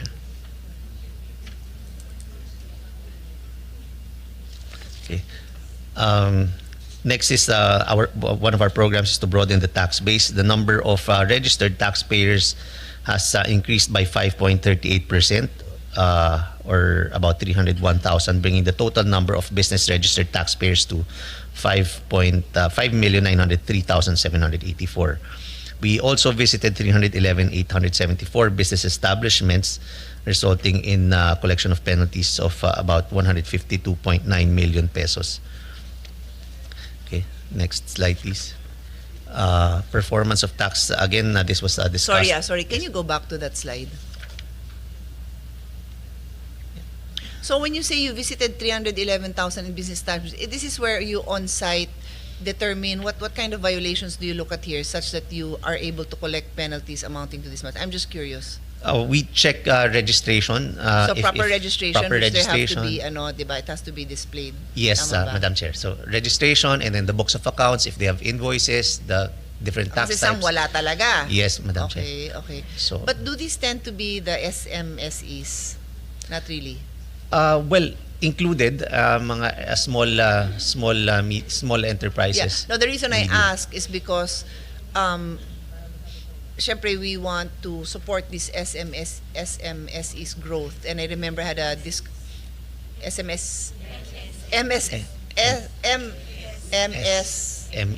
MSMEs. We want to support this MSME's growth, and we want them to comply. And I remember having a discussion years ago with a former DTI secretary where there's this, how do you put it? Parang window of the window that we give these small establishments to grow.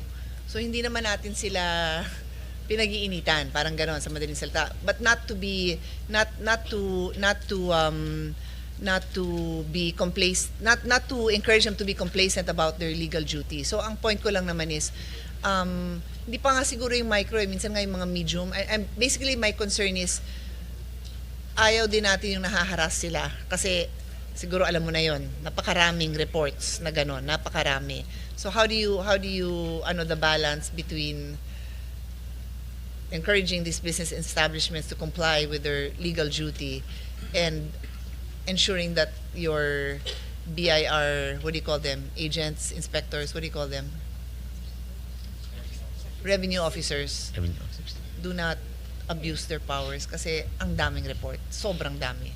Well, first, Madam Chair, what we did especially for starting this year, when we did the nationwide tax compliance verification drive, we went around without imposing penalties, and we educated good. all of them.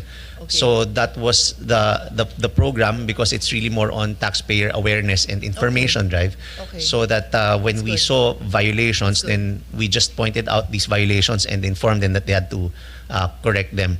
And so that's what we did. We were very lenient with the taxpayers, and then eventually if they still don't comply, then of course we had to impose the penalties already. That's what we did also with influencers and social media influencers and online sellers. We educated them, we coordinated with the different associations to inform them of their duties and obligations and how to register and how to go about it, that they have because we understand that a lot of them really don't understand.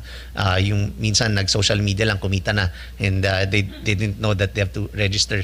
That's why we started with aggressive information campaign first, and then eventually, yun nga po, kapag hindi na talaga, of course, parang nakikita natin na baka kinakailangan na talagang mag-impose ng penalties. But that's what we did, and we would continue this project na mas magiging aggressive po tayo sa pag-educate po ng mga taxpayers. No, we'll discuss further yung I can't even say perceived abuse kasi marami talaga. So hindi na siya perceived, no, yung ramdam lang ng tao na masyadong mabigat. But I hear what you're saying. We'll discuss that issue another time. Thank you. Let's move on. Thank you. So next slide. Again, performance of past tax reforms, this was already discussed earlier on. Next slide, please.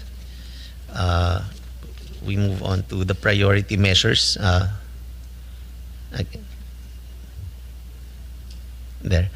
For our proposed priority tax legislative measures, first is we propose the enactment of the legislation that fully adopts the automatic exchange of information framework as outlined in the OECD Common Reporting Standard. This will enable the BIR to collect and securely exchange financial account information with partner jurisdictions, promoting transparency and curbing tax evasion. Second, the global minimum tax was earlier discussed. So number 3 is the country-by-country reporting. We recommend this for large MNEs operating in the Philippines.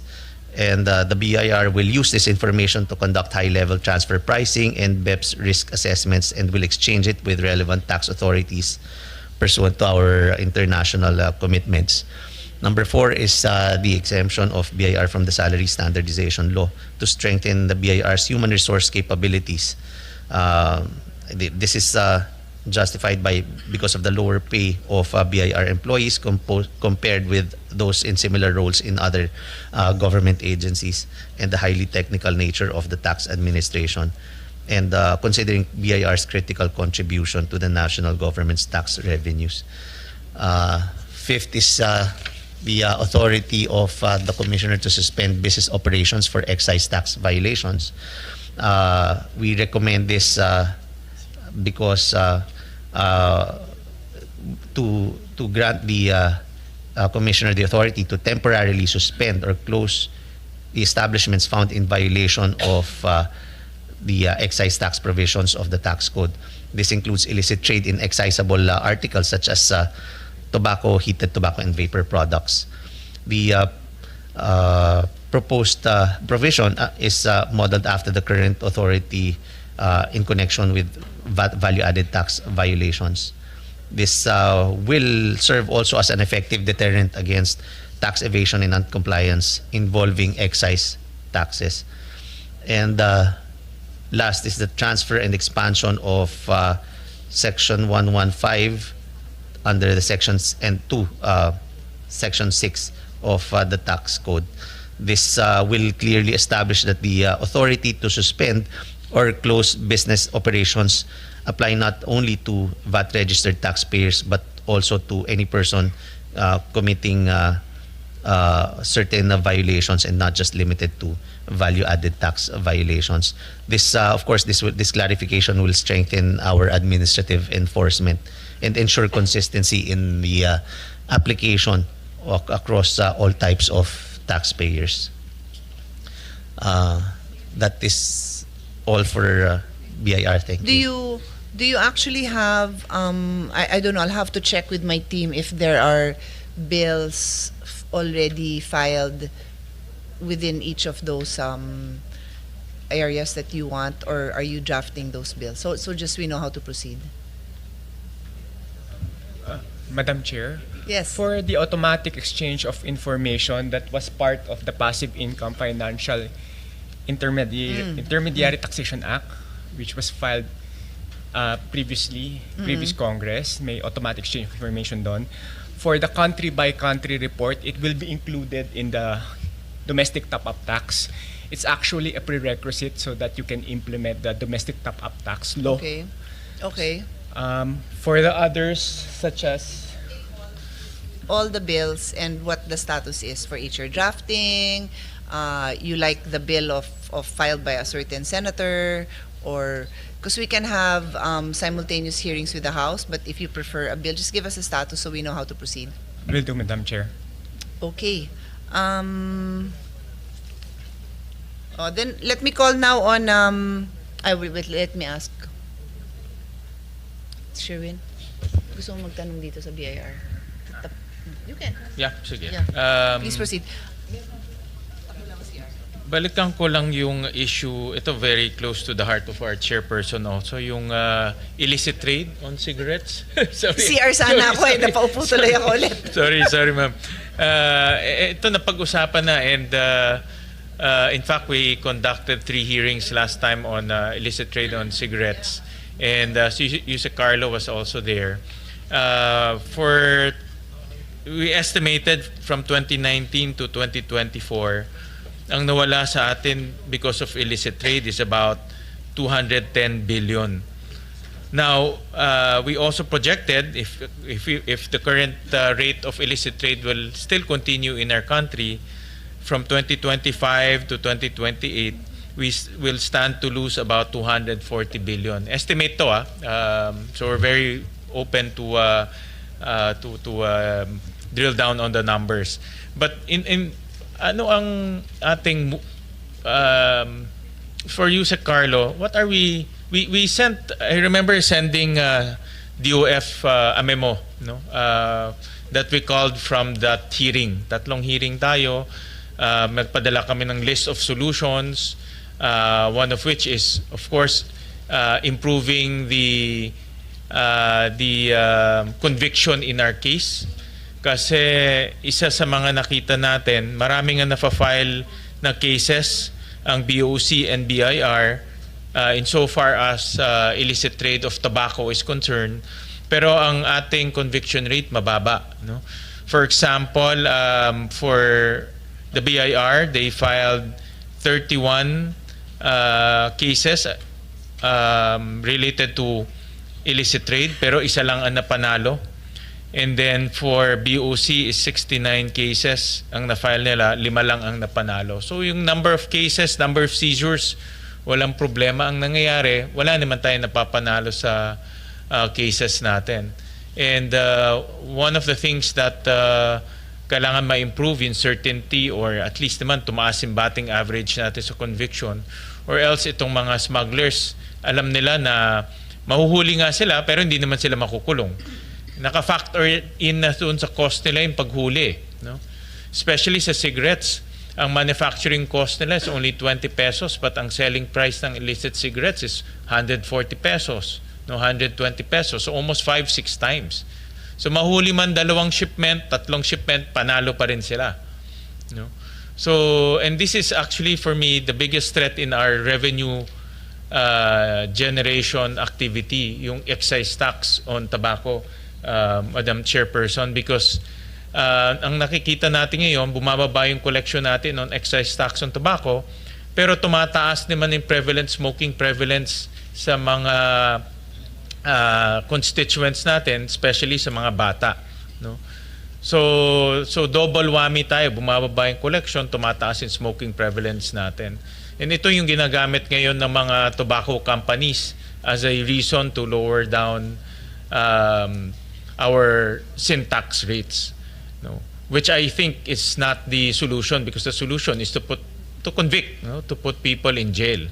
No? So may I ask the And BIR? before you answer lang, and I'll DOF. just add, over my dead body, nabababa yung sin tax. Okay? So para clear tayong lahat dyan. Thank you. Go ahead, please answer candidly. Sinasabi ko lang yung position ko. Kasi yan ang nagiging reason, Madam Chair, diba? So that's why You're just stating a fact. Correct, You are correct. stating a fact. Yeah, so that's why we need to approach this with different mechanisms, especially aggressive mechanisms. I did just read a news article that quoted Commissioner Lumagi about this, na nag-improve ang inyong collection because of your efforts. But anyway, you're here, so I don't have to rely on that news report. You can respond on your own. Yes, Madam Chair. Just as an update, I think the figures presented previously is not updated. The collections specifically for cigarettes actually increased from 2024 to 2025 because of our aggressive enforcement activities. The collections from cigarettes, excise tax collection in the year 2024 was about 83.8 billion pesos.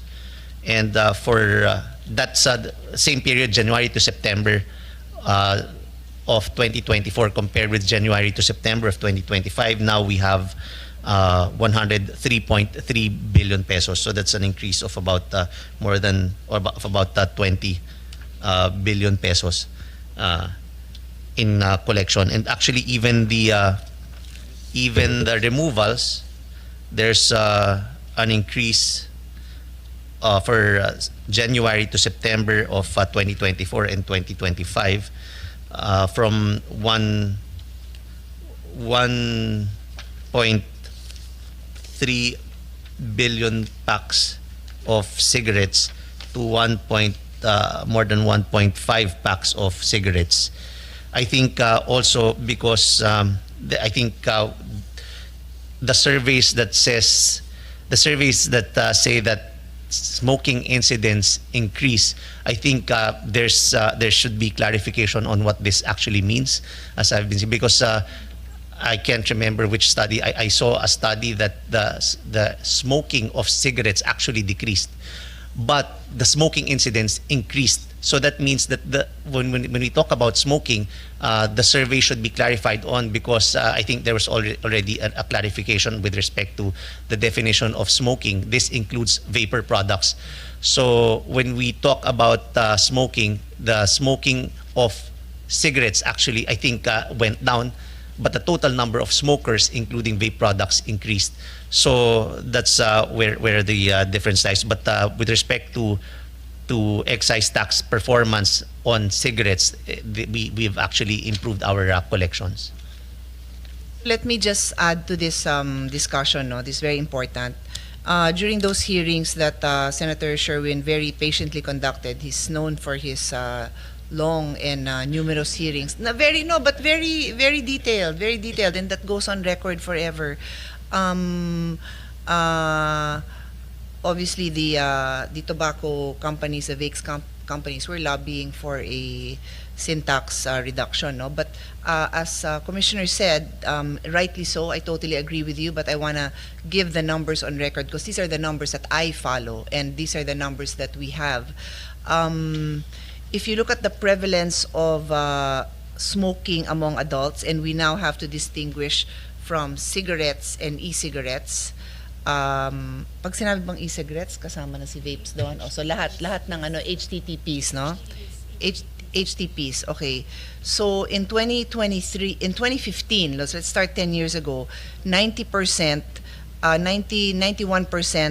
were smoking manufactured cigarettes, and 0.2, so not even 1% were smoking e-cigarettes in 2015, because we barely even heard of it at that time.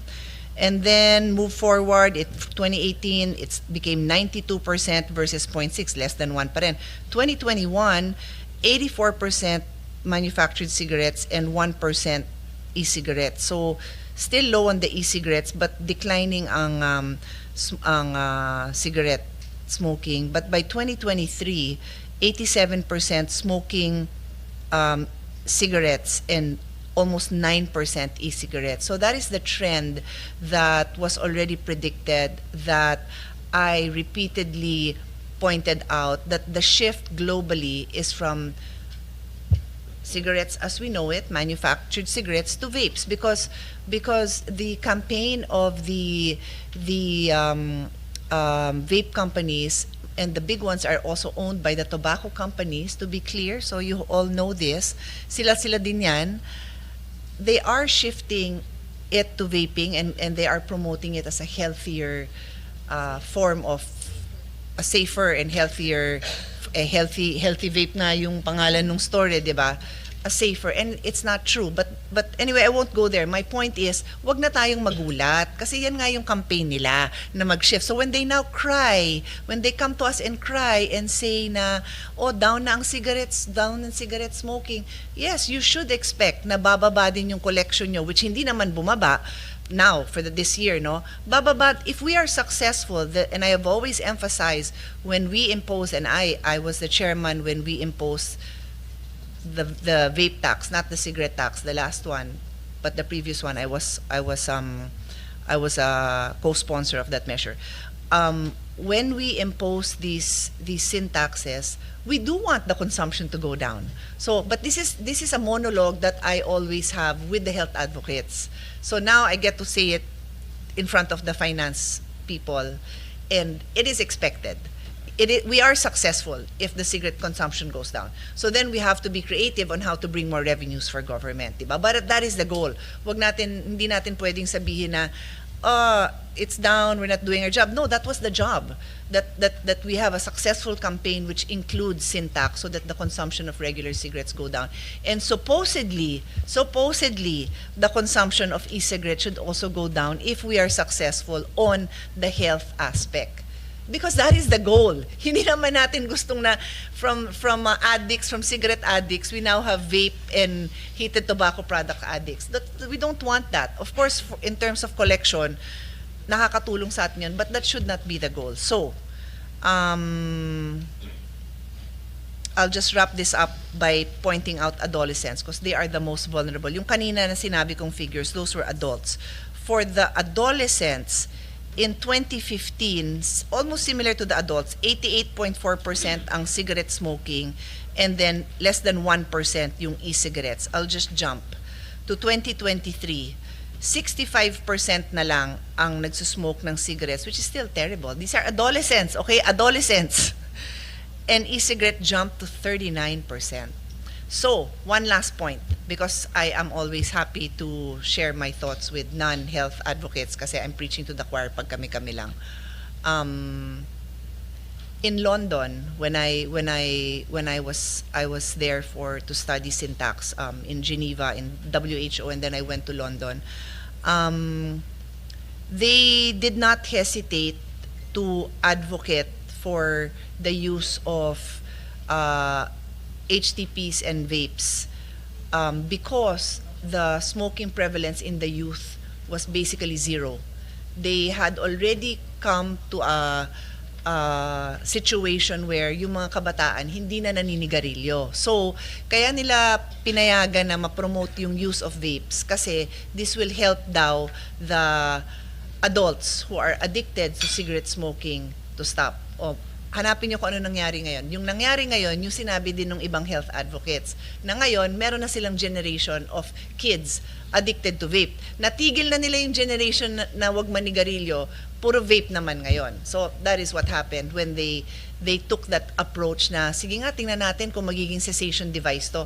Anyway, I need you to understand that because if it affects your collection, then let's be creative and I'm happy to work with you on that. I'm happy your collection is good, but it may dip in the way that when you had your hearings, it was down, and now your efforts are generating a good ano for you. So, yun lang ang monologue ko for now. Mr. Chairman, I'm happy to hear na tumaas yung revenue kasi yun yung when we conducted that hearing, I think late last year. No? Yeah, late last year. So the trend was going down. So I'm happy to hear that with enforcement and also with, I guess, aggressive enforcement, nag-reverse yung trend. One of the things rin, Madam Chair, that we need to plug yung difference between the heated tobacco products and nicotine salt. No, I think that is also based on our analysis, that's also one of the reasons kung bakit maraming mga bata o new smokers na galing sa bata kasi mas mura yung freebase, no? Yung freebase versus nicotine salt. So maraming bata pumapasok ngayon sa freebase dahil mas mura siya compared to nicotine salt. So one of the things that we need to do is to raise the taxes of freebase para magpantay lang siya sa nicotine salt. In entry level ngayon magiging mas mahal para sa mga bata, no? So that's one of the reforms that we are proposing. But on top of that, Yusek, kailan pa rin tuloy-tuloy yung ating enforcement. Mr. Chairman, share ko lang sa inyong lahat kasi I don't think any of them, maybe yung ibang staff nandun. When we were that was 2019 in the BICAM, pareho yung rate na yan, pareho yan. Tapos sila naglaglagan. Yung may labi nung isa, binabaan niya, iniwan niya yung isa. Yun. Eh, syempre ako naman, I cannot advocate na bumaba. Gusto ko parehong mataas. Yun, naglagan yan, sila yan. The enemy of your enemy is your friend. So ako ang enemy nilang lahat. Pero nung, naglaglagan na sila. Yun, kaya ganyan yung rate na yan. I just need to put it on record because just like a law student and you, an economist, you read it and you're like, why is this like this? That's the story. So I need to put that on record kaya gano'n kasi ba magtaka kasi ako yung chairman nun eh. Bakit daw papayag na mas mababa yung isa? So I was asking my staff, ito ba yung kwento na naglaglagan? Yun, yung naglaglagan sila. ano kasi ngayon ginagamit I think the intention is to magkaroon ng differentiation pero nagamit for technical smuggling eh. Walang No, the nagde-declare intention ngayon. was the one group, ayaw nila na mataas yung kanila, so nilabi nila na mababa yung kanila, iniwan nila na mas mataas yung isa. Yeah. Parang ganon. Yun. So yun ang naging entry level ngayon. Yeah, which is sad. Yeah, We don't yeah. want that. Correct. So to DOF, ano pa yung mga ginagawa natin to continue maganda yung trend as reported by Commissioner Lumagi. Pero kailangan tuloy-tuloy ito, sustain eh. Dahil kung hindi natin sustain to, babalik ulit itong mga illicit trade. And illicit trade can erode our revenue and can also increase the smoking prevalence, especially sa mga bata. No? Madam Chair, just to provide more numbers. As mentioned earlier by BIR, so from January to September, total collection for cigarettes is already at 123 billion. Last year, same period, January to September, was only around 100 billion. Total collection for last year, 2024, was only at 134 billion. So January to September, 123 billion na tayo. So we will hit more than the 134 billion last year. Now, to provide further context, as mentioned by Madam Chair, for the vapor products in 2022, the volume of removals in milliliters is only 3.2 million. But in 2025, today, as of September, it's already 231 million. So from 3.2 million, naging 231 million. And that is because we implemented itong stamp taxes last year, June 2024. So in terms of collection, in 2022, vapor products was only at 138 million. Today, as of September, it's already almost at 2.1 billion. So great jump because of that implementation and the admin enforcement of the BIR. Now, with regards to cigarettes, both for locally manufactured and imported, as mentioned already by Madam Chair, in terms of removals noong 2022, it was almost at 2.9 billion packs. In 2024, it went down to 2.1 billion. So you can see really the shift from the traditional to the vapor.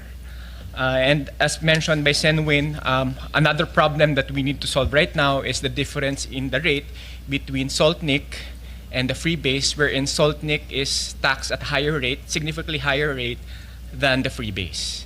And if you take a look at the composition of the collections of the BIR, mostly are coming from the freebase, which is almost at 6 pesos per ml, right? Per ml.